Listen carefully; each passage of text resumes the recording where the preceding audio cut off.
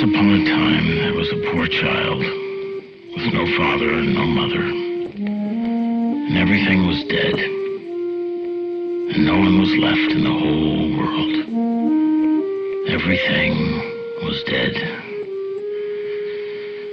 And the child went and searched day and night, and since nobody was left on the earth, he wanted to go up into the heavens. And the moon was looking at him so friendly. And when he finally got to the moon was a piece of rotten wood. And then he went to the sun.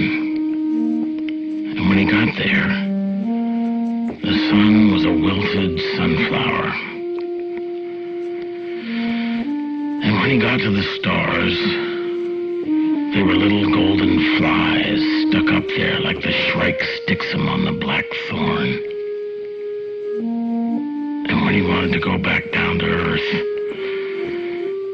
the earth was an overturned piss pot. And he was all alone. And he sat down and he cried. And he is there to this day.